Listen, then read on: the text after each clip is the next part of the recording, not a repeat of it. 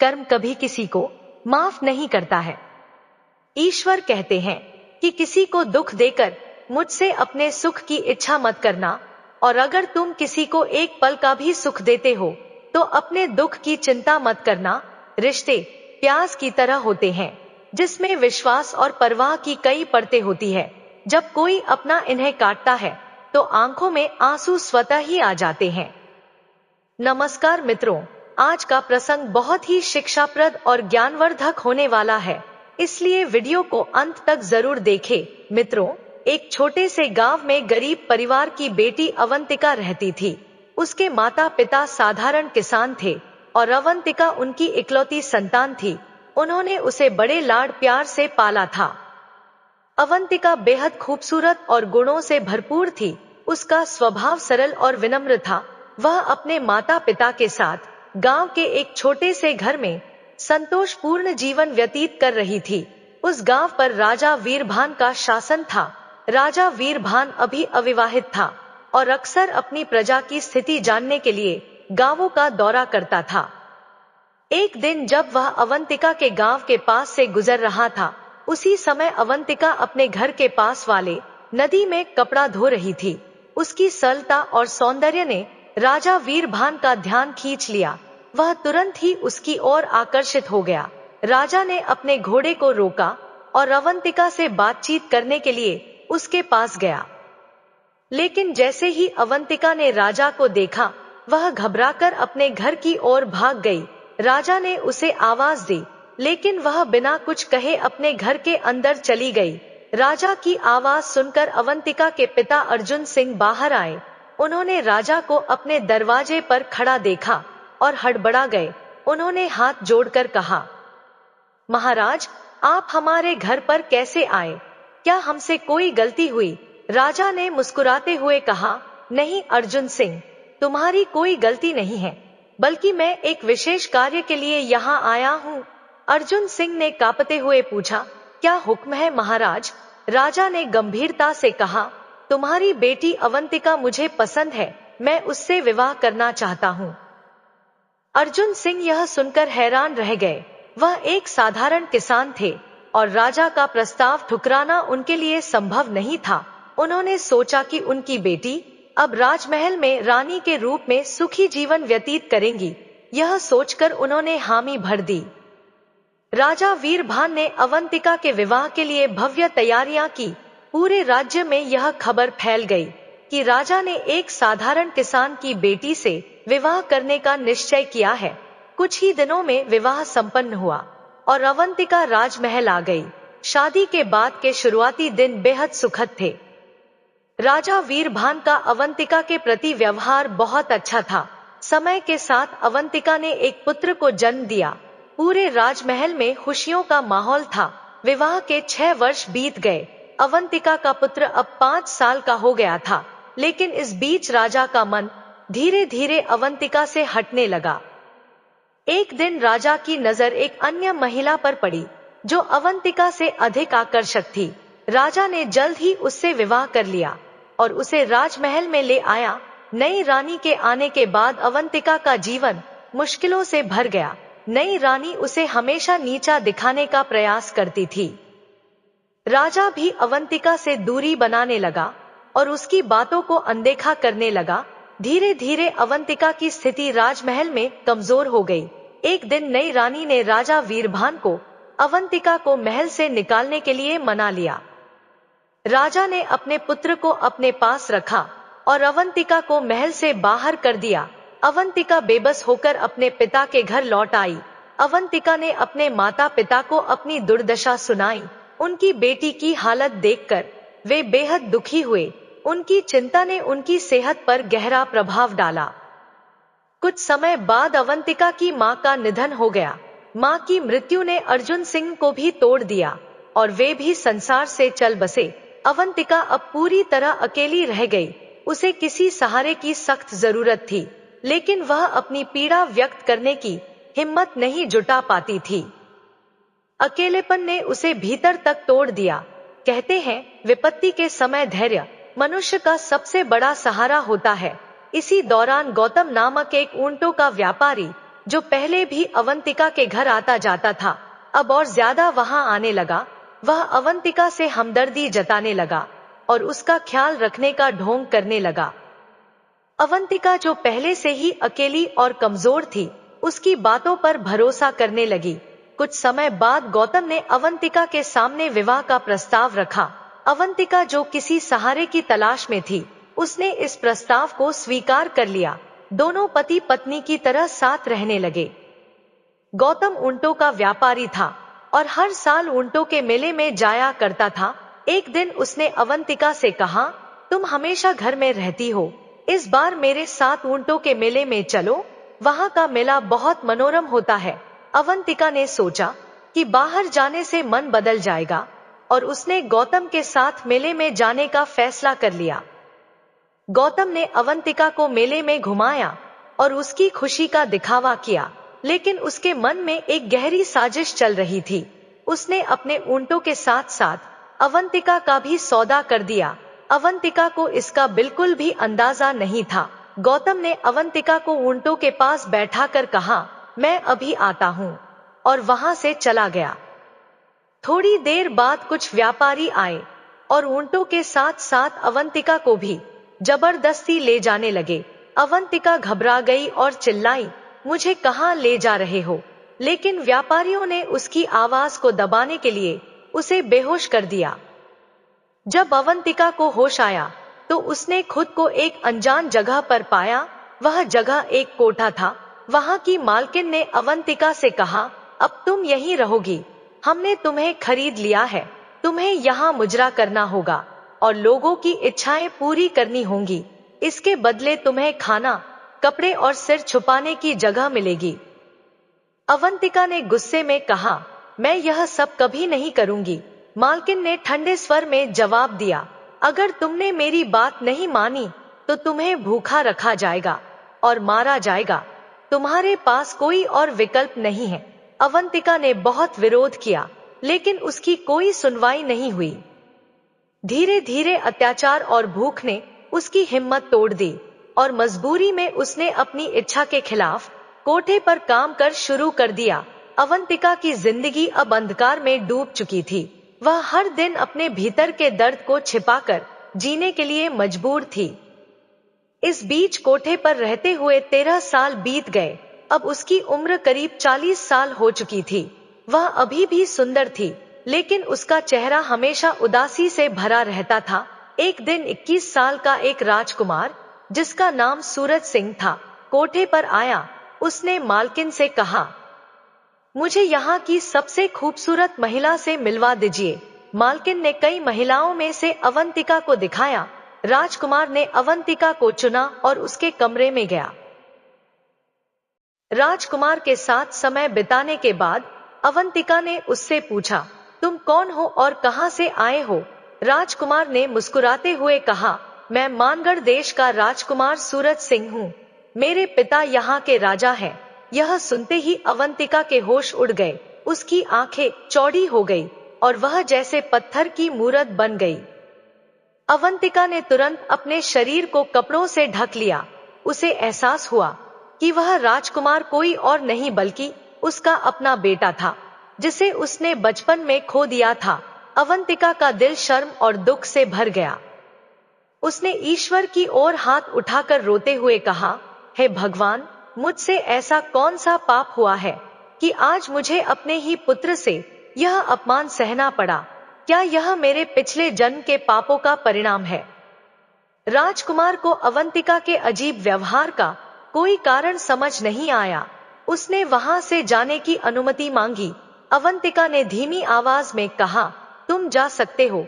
राजकुमार के जाने के बाद अवंतिका फूट फूट कर रोने लगी। वह खुद से सवाल करने लगी, मैंने ऐसा कौन सा पाप किया है कि मेरी जिंदगी में केवल कष्ट और अपमान ही आए? कहते हैं मित्रों, कर्म चाहे अच्छे हो या बुरा, वे अपना फल जरूर देते हैं। इसलिए हमेशा अच्छे कर्म करने चाहिए। राजकुमार सूरज सिंह से मिलकर अवंतिका के जीवन में एक और गहरा घाव जुड़ गया। वह कमरे में अकेली बैठी रही और उसकी आंखों से आंसू रुकने का नाम नहीं ले रहे थे। उसने अपना सिर दीवार से मारा और रोते रोते थक गई। थोड़ी देर बाद कोठे की मालकिन उसे देखने आई। उसने सोचा कि शायद राजकुमार अवंतिका को कोई बहुमूल्य उपहार देकर गया होगा। लेकिन जब वह कमरे में पहुंची तो उसने अवंतिका को बेहद उदास और मौन पाया। मालकिन ने पूछा, क्या हुआ अवंतिका? आज तो राजकुमार आया था, तुम्हें खुशी होनी चाहिए।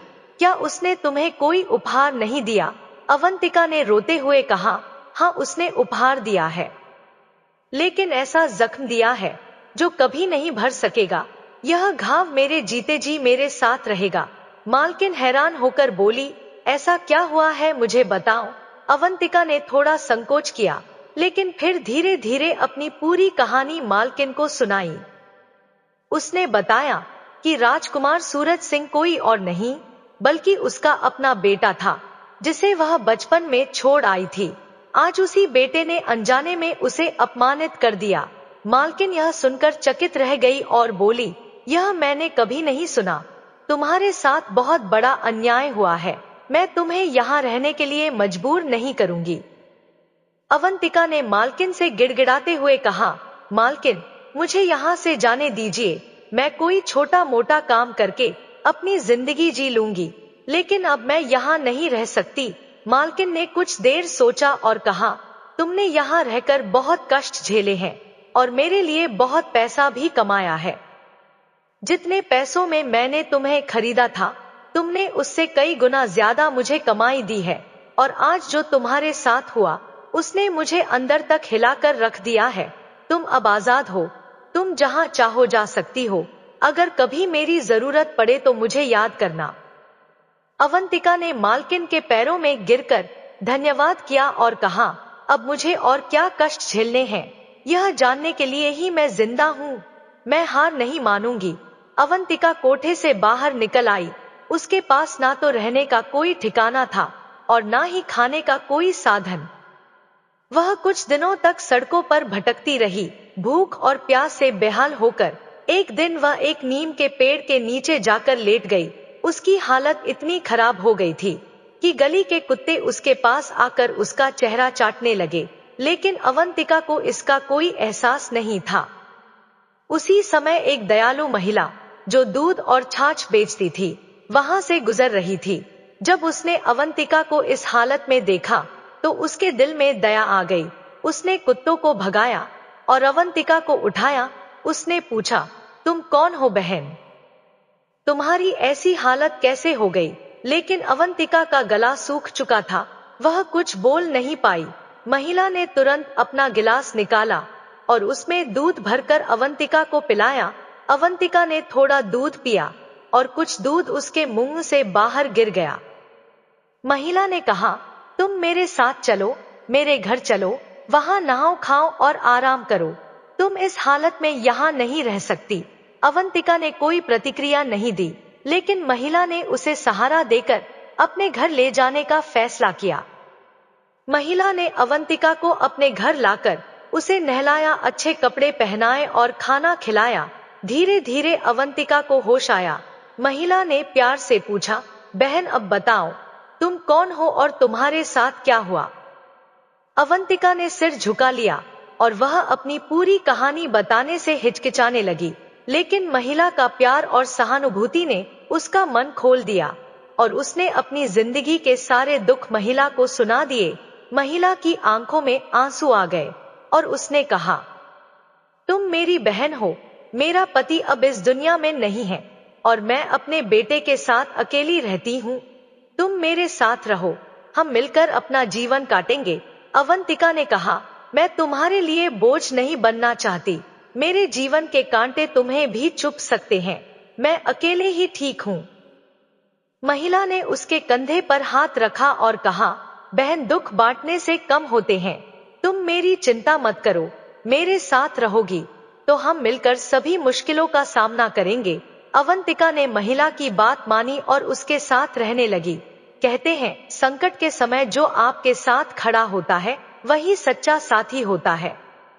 महिला के आग्रह पर अवंतिका ने उसके साथ रहने का निर्णय लिया, लेकिन उसके दिल में यह डर था कि कहीं उसके जीवन के कांटे अब महिला के जीवन में ना चुभने लगे। अवंतिका ने कहा, बहन, मेरा जीवन कांटों से भरा हुआ है, मैं नहीं चाहती कि मेरे कारण तुम्हें भी दुख भुगतना पड़े, मुझे अकेले रहने दो।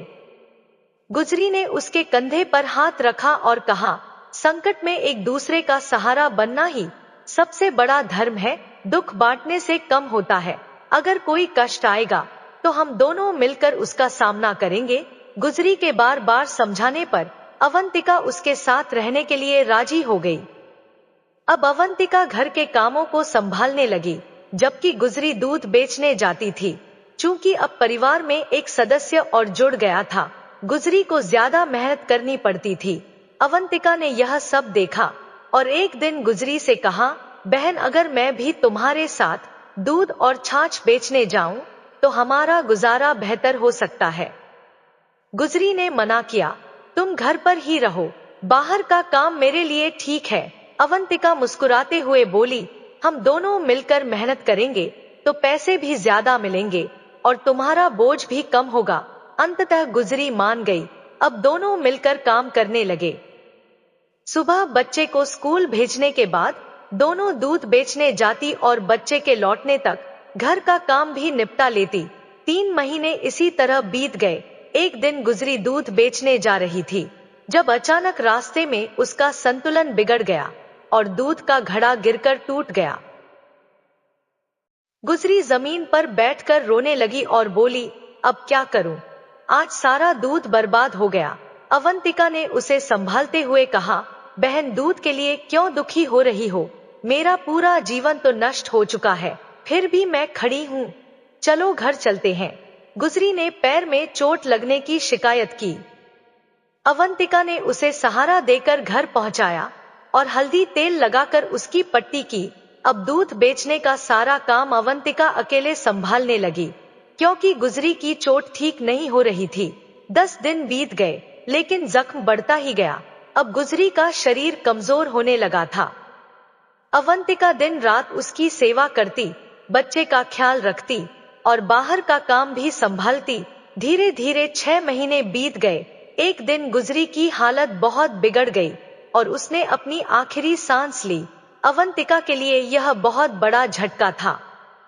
गुजरी ने उसे अपनी बहन माना था और अब वही बहन उसे छोड़कर चली गई थी। गुजरी के बेटे की देखभाल अब अवंतिका की जिम्मेदारी थी। बच्चा अपनी मां की मौत के बाद चिड़चिड़ा और उदास रहने लगा। वह बार बार अपनी मां के बारे में पूछता। अवंतिका उसे समझाती, तुम्हारी मां भगवान के पास गई है, वह कुछ दिनों में वापस आ जाएंगी। धीरे धीरे बच्चे ने अवंतिका को अपनी मां मान लिया। समय बीतता गया और बच्चा बड़ा हो गया। अब वह 18 साल का हो चुका था और काम में अवंतिका की मदद करने लगा। एक दिन लकड़ियां लेने के लिए अवंतिका और गुजरी का बेटा पास की पहाड़ी पर गए। वहां एक सूखा पेड़ था, जिसकी लकड़ियां काटने के लिए अवंतिका उस पर चढ़ गई। लकड़ी काटते समय जिस टहनी पर वह खड़ी थी, वह टूट गई। अवंतिका नीचे गिरते हुए पहाड़ी से लुढ़ककर घने जंगल में गिर गई। बेटा यह देखकर घबरा गया और उसने पहाड़ी के नीचे झांका, लेकिन अवंतिका कहीं नजर नहीं आई। डर और घबराहट में वह गांव लौट आया और सबको यह बात बताई। अवंतिका पहाड़ी से गिरकर दलदल में फंस गई थी। वह गर्दन तक दलदल में धंसी हुई थी। 10 दिनों तक उसने वहां संघर्ष किया। जंगली जानवर उसके पास आते, लेकिन दलदल में होने के कारण वह उससे दूर रहते। एक दिन आदिवासियों का एक झुंड वहां से गुजर रहा था। उन्होंने अवंतिका को दलदल में फंसा देखा और बड़ी मुश्किल से उसे बाहर निकाला। वह अब भी जीवित थी, लेकिन गंभीर रूप से घायल थी। उसके दोनों पैर टूट चुके थे।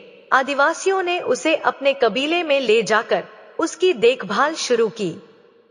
कहते हैं, जीवन कितना भी कठिन क्यों ना हो, हमें कभी हार नहीं माननी चाहिए।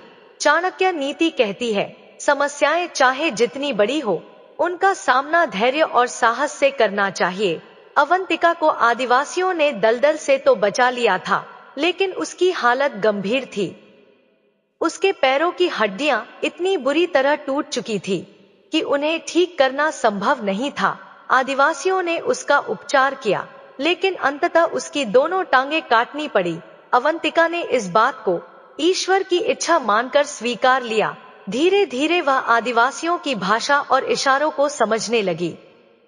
वहां की एक बुजुर्ग महिला जो ध्यान और आध्यात्मिक विद्या में निपुण थी, अवंतिका का बहुत ख्याल रखती थी। अवंतिका को पता चला कि वह महिला एक विशेष ध्यान विधि जानती थी, जिससे व्यक्ति अपने अतीत को देख और समझ सकता है। अवंतिका ने जिद की कि वह अपने पूर्व जन्म के बारे में जानना चाहती है। बुजुर्ग महिला ने उसे समझाया, यह ठीक नहीं होगा। अपने अतीत में झांकने से अक्सर व्यक्ति वर्तमान में भी शांति खो देता है। जो प्रकृति ने भुला दिया है, उसे भूल जाना ही बेहतर होता है। लेकिन अवंतिका ने अपनी बात पर जोर देते हुए कहा, मैं जानना चाहती हूँ कि मेरे जीवन में इतने दुख क्यों हैं? मैंने क्या ऐसा किया है जिसके कारण मुझे यह सब सहना पड़ रहा है?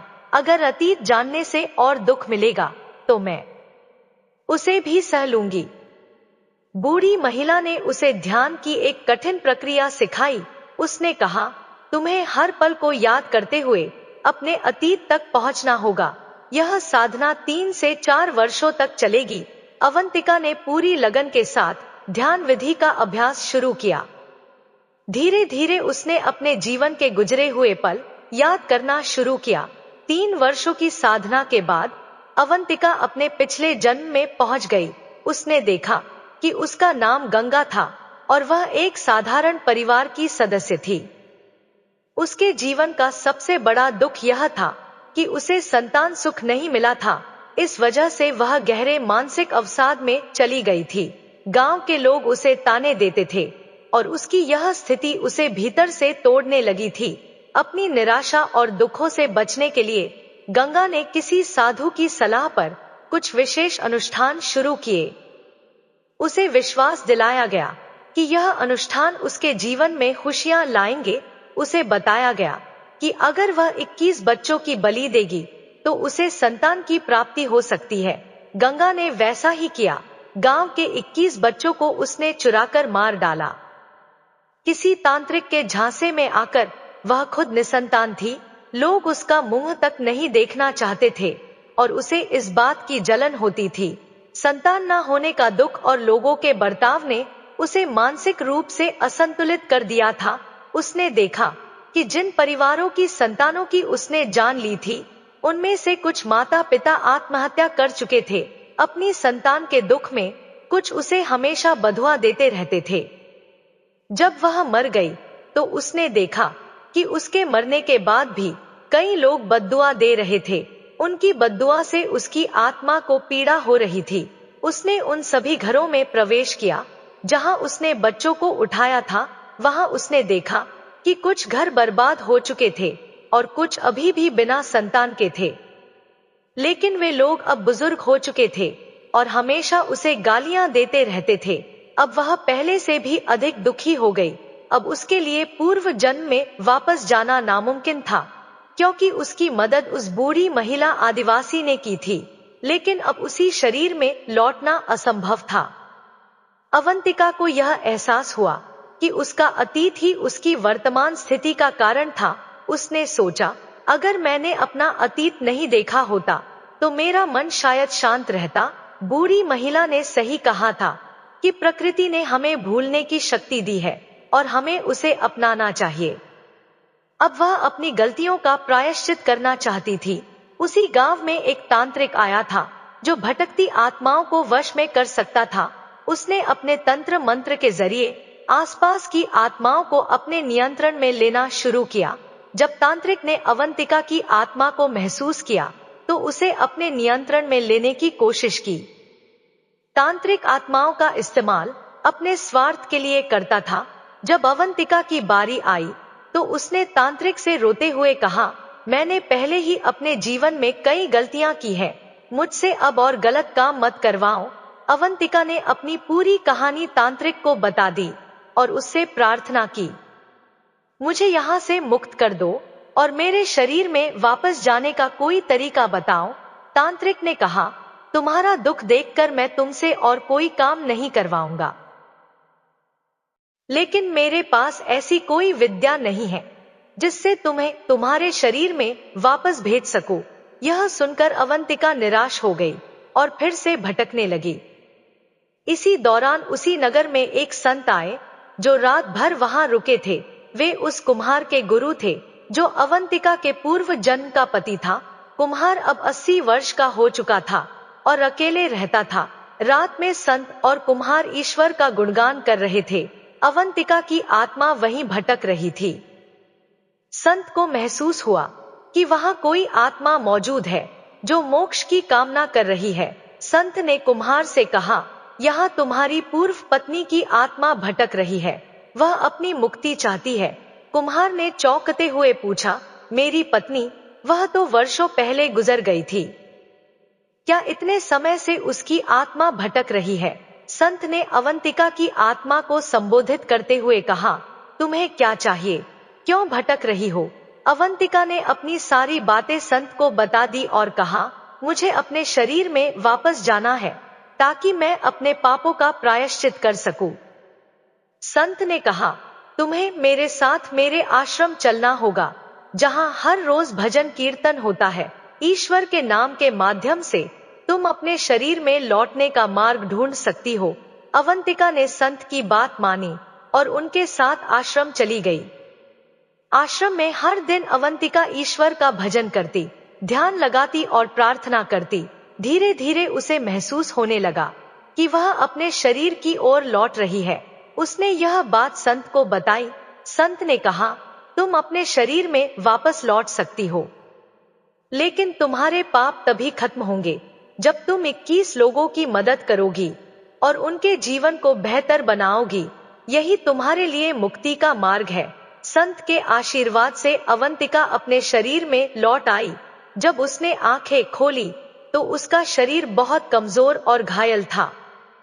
उसकी त्वचा पर चींटियों ने घाव कर दिए थे, लेकिन आदिवासियों ने उसके शरीर को हाथ नहीं लगाया था, क्योंकि वे जानते थे कि वह ध्यान की अवस्था में थी। आदिवासियों ने उसकी मरहम पट्टी की और उसे खाना खिलाया। धीरे धीरे अवंतिका होश में आई। सबसे पहले उसने उस बुजुर्ग महिला के बारे में पूछा जो उसकी देखभाल करती थी। आदिवासियों ने कहा कि वह महिला 1.5 साल पहले गुजर गई थी। उसने तुम्हारे लिए हर संभव प्रयास किया था। यह सुनकर अवंतिका का दिल भर आया। उसने आदिवासियों को अपनी पूरी कहानी सुनाई। 7 साल बाद अपने शरीर में लौटने के बाद अवंतिका ने यह समझ लिया कि अब उसे अपने पापों का प्रायश्चित करना है।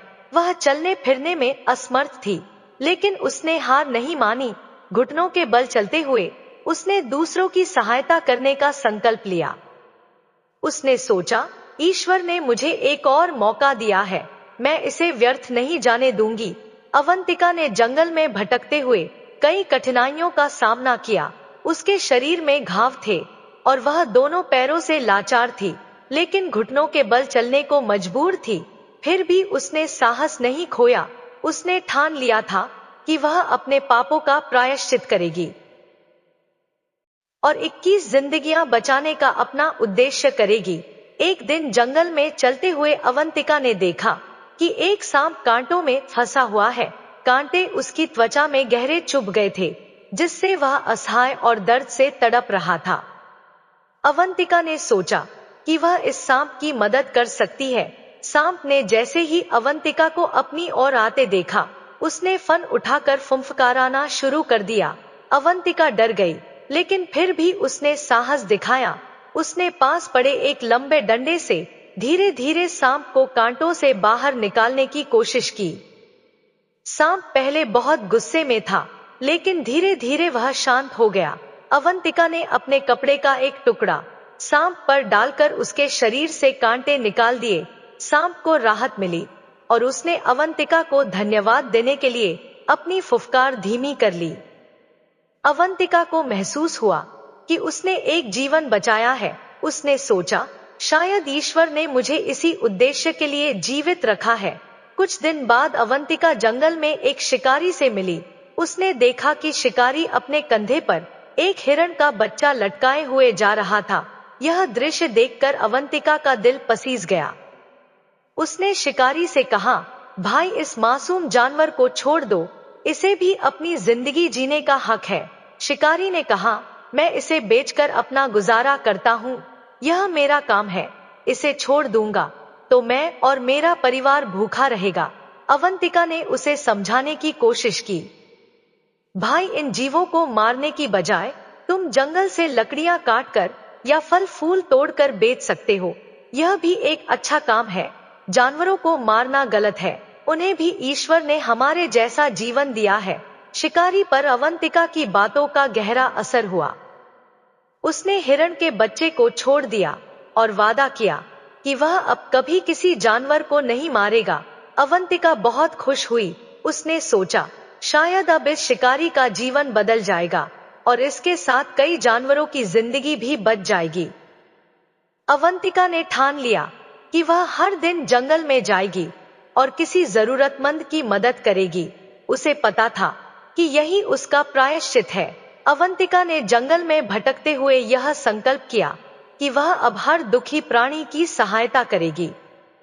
एक दिन चलते चलते उसने देखा कि एक भेड़िया झाड़ियों में फंसा हुआ है। उसके पैरों में गहरे कांटे चुभे हुए थे। वह दर्द से कराह रहा था और लंबी आवाजें निकाल रहा था। अवंतिका पहले तो डर गई।